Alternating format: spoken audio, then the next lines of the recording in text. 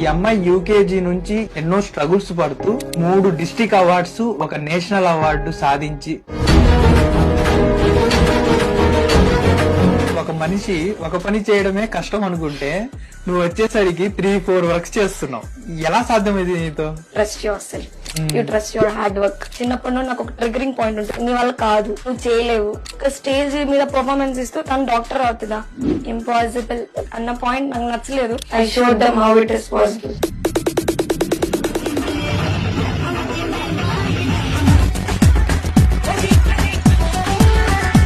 ఇప్పుడు ఒక అమ్మాయి నేను ఇలానే ఉండాలి అని ఒక లైన్ గీసుకొని నేను ఈ లిమిట్స్ దాటకూడదు అని అనుకుంటే మాత్రం ఒకరు తప్పు చేస్తే చాలు ఆల్మోస్ట్ అందరినీ నిందిస్తారు కదా. తప్పు చేయనప్పుడు ఎవరికి భయపడాల్సిన అవసరం లేదు. ఈ ఫీల్ లో ఏంటంటే జనాలకే చిన్న చూపు.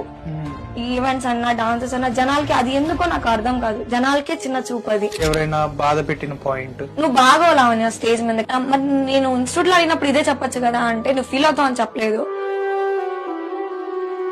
ఏ ఈవెంట్ ఉన్నా గానీ అందరూ లావణ్య అని అడుగుతారు. అంటే అది తప్ప? ఎంతో మంది ఉన్నా లావణ్యకి ఎందుకు ఇచ్చారు నెల్లూరు నెమలి అని? అది వాళ్ళని అడగాలి, వాళ్ళకి నచ్చి ఉంటారేమో. మిమ్మల్ని బయట చూసిన వాళ్ళు ఎవరైనా వచ్చి గుర్తుపట్టడం ఇలాంటివి? అమ్మో తప్పకుండా, హాస్పిటల్లోనే కాదు రోడ్డు మీద వెళ్తున్నా కూడా గుర్తుపడతారు. బయట అన్ని ఆఫర్స్ వస్తున్నా గానీ పీజీఎం ఈవెంట్ ని వదిలిపెట్టి వెళ్ళకపోవడానికి కారణం ఏంటి? లావణ్య సపోర్ట్ చేస్తుంది కదా, లావణ్య ఈవెంట్ చేయకూడదు, లావణ్యాన్ని తొక్కేయాలి. లావణ్య తొక్కేయాలి. వాట్ సూపర్, మీరు కరెక్ట్ పాయింట్ పట్టుకున్నారు. ఈవెంట్స్ చేసేటప్పుడు కొంతమంది బ్యాడ్ గా బిహేవ్ చేస్తూ ఉంటారు. వాడు ఒకసారి ఏదైనా తప్పుగా అన్నప్పుడు నువ్వు అక్కడే I just want tell everyone, అయ్యో నేను ఏం తప్పు చేయకుండా వాడు ఎందుకు నన్ను అలా అన్నాడు.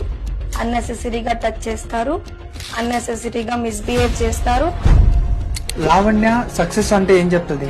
అలా అన్న వాళ్ళు ఈ రోజు they are calling me doctor, they are calling me dancer, they are calling me anchor. నా ఫ్రెండ్స్ ఉన్నారు, లావణ్య సెల్ఫీ ఇస్తావా? నాకు చాలా బాగా అనిపిస్తుంది.